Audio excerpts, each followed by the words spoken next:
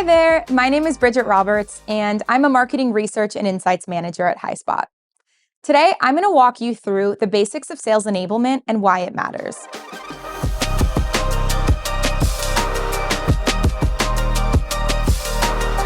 Sales enablement is the practice of supporting customer-facing teams, including sellers, customer success, channel partners, etc., with the resources and programs to close more deals, perform more consistently, and drive predictable business growth.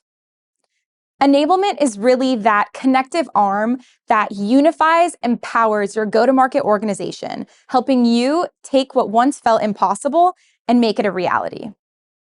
Today, sales enablement is nearly table stakes in many organizations. Just last year, 90% of companies had a dedicated person, program, or function for sales enablement.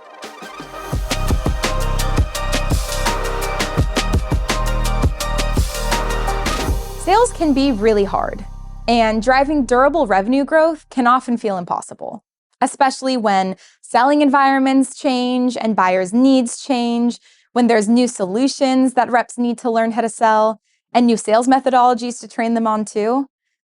So where sales enablement comes in is it gives companies a consistent way of helping reps sell more effectively and efficiently so that they can achieve incredible results and exceed their goals. In fact, 76% of go-to-market leaders credit their investments in sales enablement as a contributing factor to improved sales performance.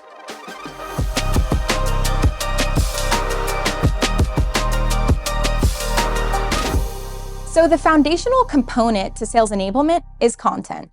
You can't set your reps up for success if you don't have anything for them to share, right?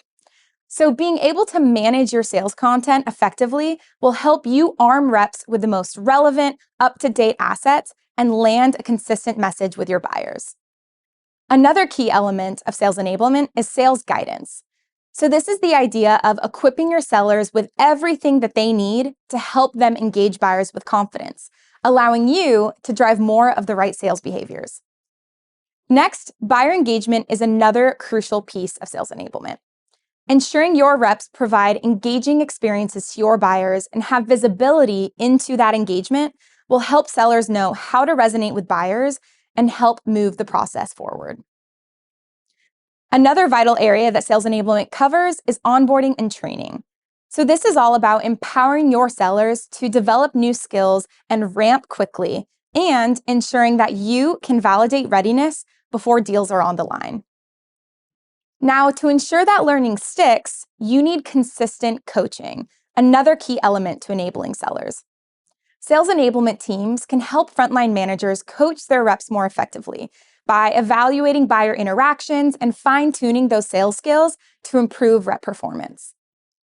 Lastly, one of the most crucial elements of sales enablement is having insights into the effectiveness of your programs, which will help you understand a few things. One, what works for reps so that you can enable more behavior change. Two, what content lands with buyers and how your marketing investments influence revenue. And three, how many of your reps are actually reading that sales play you created, or that training you created for them as well, or demonstrating those newly learned skills in real conversations with buyers. Another question that's really important for you to know is how your enablement programs are actually impacting sales performance.